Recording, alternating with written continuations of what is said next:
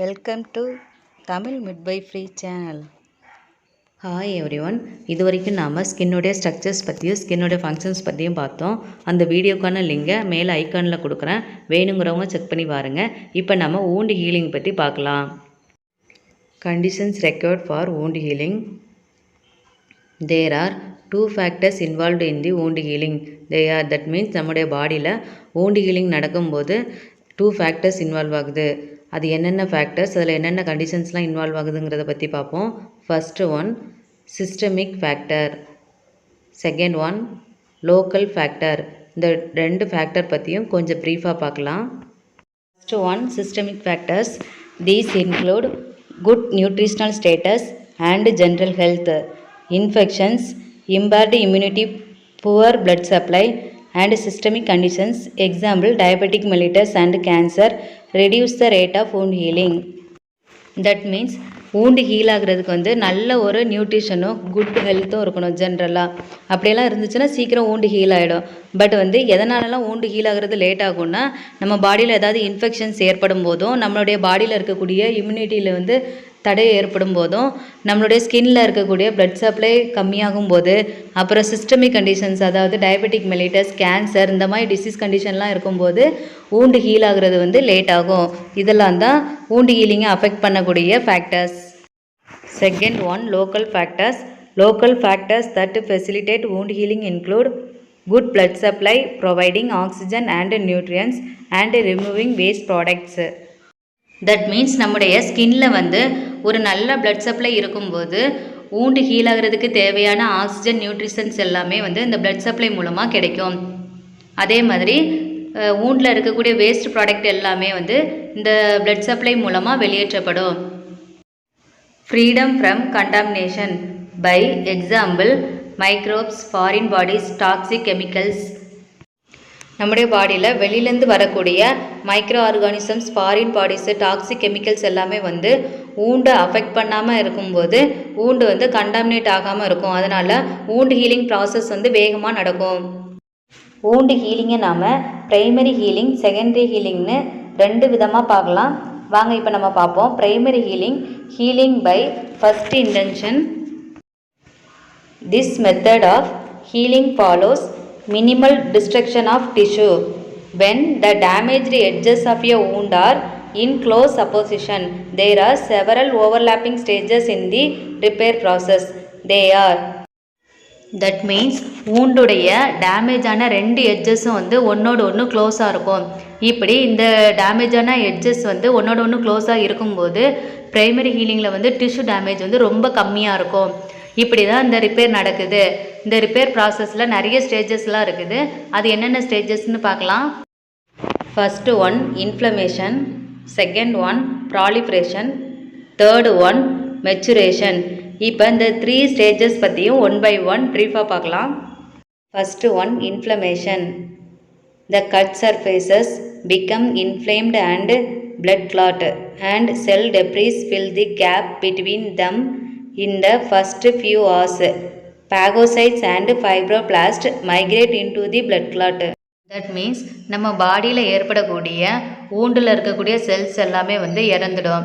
அப்போ நம்ம woundல இருக்கக்கூடிய கட் சர்ஃபேசஸ், அதாவது கீறல் விழுந்த பகுதியில் இந்த இறந்த செல்கள்லாம் போய் ஆக்குப்பை பண்ணிக்கும். அப்புறமா அந்த இடத்துல பிளட் கிளாட் ஏற்பட்டு அந்த கட் சர்ஃபேஸ் இன்ஃப்ளமேஷன் ஆகிடும், அதாவது வீங்கிடும். இப்படி இன்ஃப்ளமேஷன் ஆகும்போது அந்த கட் சர்ஃபேசஸில் இருக்கக்கூடிய பேகோசைட்ஸ், ஃபைப்ரோபிளாஸ்ட் எல்லாமே பிளட் கிளாட்டுக்கு மூவ் ஆகிடும். Phagocytes begin to remove the clot and cell debris stimulating fibroblast activity. That means இப்போ நம்ம பார்த்த மாதிரி இந்த பிளட் கிளாட்டில் இருக்கக்கூடிய பேகோசைட்ஸ் அந்த பிளட் கிளாட்டை ரிமூவ் பண்ணி விட்டுரும். அப்புறமா அந்த இடத்துல இருக்கக்கூடிய இறந்த செல்கள் பிளட் கிளாட்டில் இருக்கக்கூடிய ஃபைப்ரோபிளாஸ்டோடைய ஆக்டிவிட்டியை தூண்டிவிடும், அதாவது ஸ்டிமுலேட் பண்ணும். Fibroblast secrete collagen fibres which begin to bind the surfaces together. That means fibroblast collagen ஃபைப்ரஸை செக்ரீட் பண்ணுது. இந்த கொலாஜன் ஃபைப்ரஸ் சர்ஃபேஸோட சேர்றதுனால இன்ஃப்ளமேஷன் ஏற்படுது, அதாவது ஸ்வெல்லிங் ஏற்படுது, வீக்கமடையுது. Second one proliferation. There is proliferation of epithelial cells across the wound through the clot. The epidermis meets and grows upwards until the full thickness is restored. That means proliferation of epithelial cellsனா நிறைய epithelial cells உருவாகிறது தான் proliferation of epithelial cells அப்படின்னு சொல்லுவாங்க. இப்போ ஒரு இடத்துல wound ஏற்படும் போது அந்த இடத்துல இருக்கக்கூடிய செல்ஸ் எல்லாமே வந்து டெத் ஆகிடும், அதாவது இறந்து போயிடும். அந்த டெட் செல்ஸை ரீப்ளேஸ் பண்ணுறதுக்காக நியூவாக எபித்தீலியல் செல்ஸ் நிறைய ஃபார்ம் ஆகும். இப்படி நிறைய ஃபார்ம் ஆகக்கூடிய எபித்தீலியல் செல்ஸ் எல்லாமே அங்கே இருக்கக்கூடிய கிளாட் மூலமாக தான் ஊண்டை வந்து அடையும். ஊண்டு ஏற்பட்டிருக்கக்கூடிய ஸ்கின்ல இருக்கக்கூடிய எபிடெர்மிஸ் லேயருடைய மேற்புற பகுதி வந்து பழையபடி ஆகிற வரைக்கும் வந்து புதுசாகவே எபித்தீலியல் செல்ஸ் வந்து நிறைய ப்ரொடியூஸ் ஆகிட்டே இருக்கும். எபிடெர்மிஸும் வந்து க்ரோ ஆகிட்டே இருக்கும். The clot above the new tissue becomes the scab and separates after 3 to 10 days. That means woundல இருக்கக்கூடிய கிளாட்டு நியூ டிஷ்யூ எல்லாமே வந்து ஸ்கேப்பாக மாறிடும்.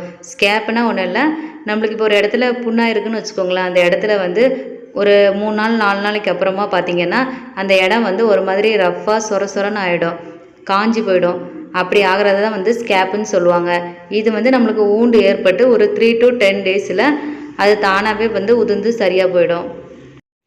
Granulation tissue consisting of new capillary buds, phagocytes and fibroblasts develops inverting the clot and restoring the blood supply to the wound. That means granulation டிஷ்யூனா புதுசாக உருவாகக்கூடிய டிஷ்யூவை தான் வந்து granulation டிஷ்யூன்னு சொல்லுவாங்க. இந்த புதுசாக உருவாகக்கூடிய டிஷ்யூ ப்ராசஸில் வந்து நியூ கேப்லரி பட்ஸு, பாகோசைட்ஸு, ஃபைப்ரோபிளாஸ்ட் எல்லாமே டெவலப் ஆகும். இதனால் ஊண்டில் இருக்கக்கூடிய பிளட் கிளாட் எல்லாமே ரிமூவ் ஆகி ஊண்டில் நியூ பிளட் சப்ளை ஏற்படும். Fibroblast continue to secrete collagen fibrous as the clot and any bacteria are removed by phagocytosis. That means இந்த ப்ராலிஃப்ரேஷன் ஸ்டேஜில் வந்து ஃபைப்ரோபிளாஸ்ட் தொடர்ந்து கொலாஜன் ஃபைப்ரஸை செக்ரீட் பண்ணிகிட்டே இருக்கும். அதே மாதிரி பாகோசைட்ஸ் வந்து இந்த ஊண்டில் இருக்கக்கூடிய பிளட் கிளாட்டையும் பாக்டீரியாவையும் உள்வாங்கி ரிமூவ் பண்ணிடும். இதை தான் வந்து பாகோசைட்டோசிஸ் அப்படின்னு சொல்லுவாங்க. Third one, maturation. The granulation tissue is replaced by fibrous scar tissue. That means granulation டிஷ்யூனா புதுசாக டிஷ்யூ உருவாகிட்டு இருக்கிறதா கிரானுலேஷன் டிஷ்யூன்னு சொல்லுவாங்க. இந்த மெச்சுரேஷன் ஸ்டேஜில் புதுசாக உருவாகக்கூடிய டிஷ்யூக்கு பதிலாக ஃபைப்ரஸ் ஸ்கார் டிஷ்யூ உருவாக ஆரம்பிக்கும். Rearrangement of collagen and fibres occurs and the strength of the wound increases.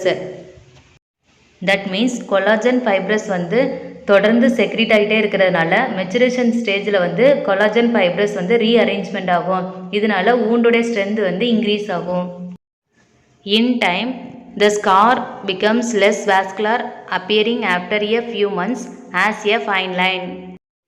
That means இந்த மெச்சுரேஷன் ஸ்டேஜில் உருவாகக்கூடிய தழும்பு வந்து கொஞ்சம் செவந்து அப்படியே ரெட் கலரில் நம்மளுக்கு தெரியும் பார்க்குறதுக்கு. அதுவே வந்து கொஞ்ச நாள் ஆனதுக்கப்புறம் ஒரு 2-3 மந்த்ஸ் ஆனதுக்கப்புறம் பார்த்திங்கன்னா அந்த ஸ்கார் வந்து மறைய ஆரம்பிச்சிடும். அது மறைய ஆரம்பித்து தழும்பு ஃபுல்லாகவே மாறிடும். The channels left when stitches are removed heal by the same process. That means இப்போ நம்ம ஊண்டு வந்து பெருசாக இருந்துச்சுன்னா அந்த ஊண்டு சரியானதுக்கப்புறம் அதில் ஸ்டிச்சஸ் போடுவாங்க, அதாவது தையல் போடுவாங்க. இந்த ஸ்டிச்சஸும் வந்து அதை ரிமூவ் பண்ணதுக்கு அப்புறமாட்டு இதே மாதிரி சேம் 3 ஸ்டேஜஸையும் கடந்து அந்த ஸ்டிச்சஸ் போட்ட இடமும் வந்து சரியாயிடும். Secondary healing by second intention.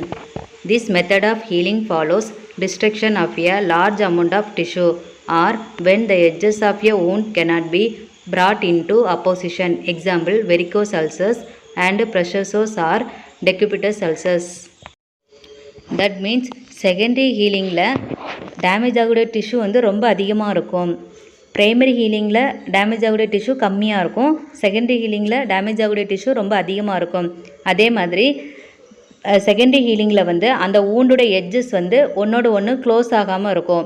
Close ஆகாமல் இருக்கக்கூடிய ஊண்டு தான் வந்து செகண்டரி ஹீலிங்னு சொல்லுவோம். அந்த எட்ஜஸ் எல்லாம் வந்து ஊண்டில் எட்ஜஸ் எல்லாம் வந்து ஒன்றோட ஒன்று க்ளோஸ் ஆகி இருக்கும்போது நடக்கிறது வந்து ப்ரைமரி ஹீலிங். எட்ஜஸ் ஓப்பனாக இருக்கும்போது நடக்கிறது செகண்டரி ஹீலிங். இதுக்கு எக்ஸாம்பிள் வந்து வெரிகோஸ் அல்சர்ஸ், ப்ரெஷர் சோர் அல்லது டெக்குபிட்டஸ் அல்சர்ஸ். அதாவது நம்ம பேஷண்ட்லாம் வந்து ரொம்ப நடக்க முடியாமல் பெட்டில் படுத்துகிட்டே இருப்பாங்க பாருங்கள், அவங்களுக்கு முதுகுக்கு பின்னாடி ஒரு பெரிய புண்ணு மாதிரி ஏற்படும், ஊண்டு ஏற்படும். அந்த ஊண்டை தான் வந்து ப்ரெஷர் சோர்னு சொல்லுவோம். The stages of secondary healing are the same as in primary healing, and the time taken for healing depends on the effective removal of the causes and on the size of the wound. That means secondary ஹீலிங்குடைய ஸ்டேஜஸும் primary ஹீலிங்குடைய ஸ்டேஜஸும் same தான். அதாவது primary ஹீலிங்கில் பார்த்தோம்ல ஸ்டேஜஸ்ஸு inflammation, ப்ராலிஃப்ரேஷன், maturation, அதே 3 ஸ்டேஜஸ்ன்னு தான் secondary ஹீலிங்லேயும் நடக்கும். பட் இந்த செகண்டரி ஹீலிங்கில் வந்து ஊண்டு ஹீல் ஆகக்கூடிய டைம் மட்டும் வேரி ஆகும். எப்படின்னா, இப்போ சுகர்லாம் இருக்கிற பேஷண்ட்டுக்கு வந்து இந்த செகண்டரி ஹீலிங்கில் வந்து ஊண்டு வந்து அவ்வளோ சீக்கிரமாக ஹீல் ஆகாது. இன் சேம் டைம் அந்த ஊண்டோடைய சைஸை பொறுத்தும் செகண்டரி ஹீலிங்கில் வந்து ஊண்டு ஹீல் ஆகிற டைம் வந்து வேரி ஆகும். There are several stages in the repair process. Example decubitus ulcers. Primary healing மாதிரியே செகண்டரி ஹீலிங்லேயும் நிறைய ஸ்டேஜஸ் இருக்குது ரிப்பேர் ப்ராசஸில். எக்ஸாம்பிள் டெக்குபிட்டஸ் அல்சர்ஸில் என்னென்ன ஸ்டேஜஸ் இருக்குதுன்னு பார்க்கலாம். First one inflammation, second one proliferation, third one maturation. இந்த 3 ஸ்டேஜஸ் பற்றியும் கொஞ்சம் ப்ரீஃபாக பார்க்கலாம். First one, inflammation.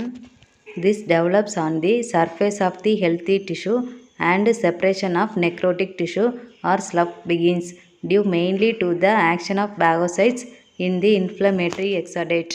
That means the inflammation process வந்து ஸ்கின்னுடைய சர்ஃபேஸில் நடக்கும், அதாவது மேற்பரப்பில் நடக்கும். இங்கே வந்து டெத்தான டிஷ்யூ எல்லாமே வந்து செப்ரேட் ஆகிட்டு அந்த இடத்துல வந்து ஹெல்த்தியான டிஷ்யூ ஃபார்ம் ஆக ஆரம்பிக்கும். அப்புறம் இங்கேருந்து வெளியேறக்கூடிய பேகோசைட்ஸோடைய ஆக்ஷன்னால் இந்த இடத்துலேருந்து பஸ்ஸு மாதிரி ஒரு ஃப்ளூயிட் ஃபார்ம் ஆகி வெளியேறும். அதை தான் வந்து எக்ஸாடேட் அப்படின்னு சொல்லுவாங்க. இது வந்து இந்த இன்ஃப்ளமேட்டரி ஸ்டேஜில் தான் நடக்கும். Second one proliferation. This begins as granulation tissue consisting of capillary buds, phagocytes and fibroblast develops the base of the cavity. That means இந்த ப்ராலிஃப்ரேஷன் ஸ்டேஜில் வந்து புதுசாக உருவாகிட்டு இருக்கக்கூடிய டிஷ்யூவில் வந்து கேப்லரி பட்ஸு, பேகோசைட்ஸு, ஃபைப்ரோபிளாஸ்ட் எல்லாமே இருக்கும். இந்த நியூவாக உருவாகக்கூடிய டிஷ்யூ எல்லாமே வந்து எங்கேருந்து உருவாக ஆரம்பிக்கும்னா, நம்ம இந்த ஊண்டோடைய ஆழமாக இருக்கும் பாருங்கள், அந்த உள்வாங்கி இருக்கும்ல, அந்த கேவிட்டி மாதிரி இருக்கக்கூடிய அந்த ஆழமான அந்த கேவிட்டியில் இருந்து இந்த நியூவாக உருவாகக்கூடிய டிஷ்யூ எல்லாமே ஃபார்ம் ஆக ஆரம்பிக்கும். It cross towards the surface, probably stimulated by macrophages.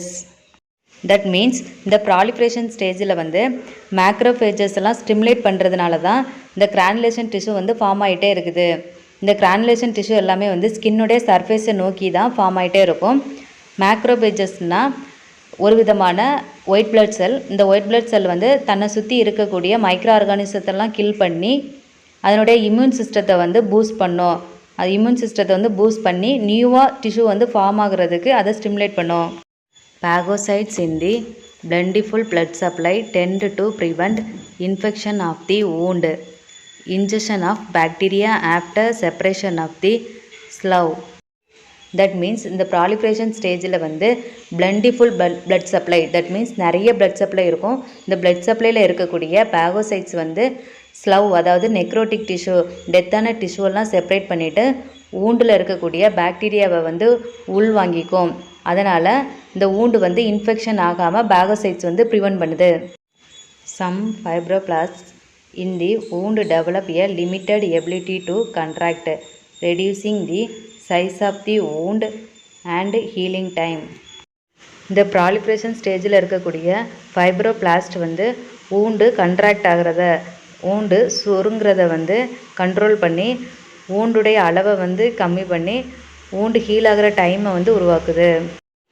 When granulation tissue reaches the level of the dermis, epithelial cells at the edges proliferate and grow towards the center. That means இந்த proliferation ஸ்டேஜில் வந்து நியூவாக உருவாகக்கூடிய granulation tissue எல்லாமே வந்து ஸ்கின்னுடைய லேயரான டெர்மிஸை வந்து அடையும் போது அதனுடைய எட்ஜஸில் வந்து எபித்திலியல் செல்ஸ் எல்லாமே நிறைய உருவாக ஆரம்பிக்கும். அப்படி நிறைய எபித்திலியல் செல்ஸ் எல்லாம் உருவாக ஆரம்பித்து அது சென்டரை நோக்கி வளர ஆரம்பிக்கும். Third one maturation. This occurs as Scar tissue replaces granulation tissue usually over several months until the full thickness of the skin was restored. That means இந்த மெச்சுரேஷன் ஸ்டேஜில் வந்து புதுசாக உருவாகக்கூடிய கிரானுலேஷன் டிஷ்யூக்கு பதிலாக ஸ்கார் டிஷ்யூ ஃபார்ம் ஆக ஆரம்பிக்கும். நம்மளுடைய ஸ்கின்னுடைய thickness வந்து பழைய நிலைக்கு வரும்போது தான் அந்த ஸ்கார் டிஷ்யூ வந்து ஃபார்ம் ஆக ஆரம்பிக்கும். இப்படி ஸ்கார் டிஷ்யூ ஃபார்ம் ஆகுறதுக்கே வந்து யூஸ்வலாக நிறைய மந்த்ஸ் ஆகும். The fibrous scar tissue is shiny and does not contain sweat glands, hair follicles or sebaceous glands. That means இந்த ஃபைப்ரஸ் ஸ்கார் டிஷ்யூ வந்து மினுமினுன்னு நல்ல ஷைனியாக இருக்கும். பட் இந்த ஃபைப்ரஸ் ஸ்கார் டிஷ்யூக்குள்ளார ஸ்வெட் கிளான்ஸு, ஹேர் ஃபாலிகிள்ஸ் அல்லது செபேசியஸ் கிளான்ஸ் இது எதுவுமே இருக்காது. தேங்க்யூ ஃபார் வாட்சிங் this video. Please subscribe to our channel for connect with us. இந்த வீடியோ உங்களுக்கு பிடிச்சிருந்தா லைக் பண்ணுங்கள், ஷேர் பண்ணுங்கள், சப்ஸ்கிரைப் பண்ணுங்கள். பக்கத்தில் இருக்க பெல் பட்டனை ப்ரெஸ் பண்ணி ஆல்ன்ற ஆப்ஷனை செலக்ட் பண்ணுங்கள். அப்போ தான் நான் போடுற வீடியோடைய நோட்டிஃபிகேஷன் எல்லாமே உங்களுக்கு வரும்.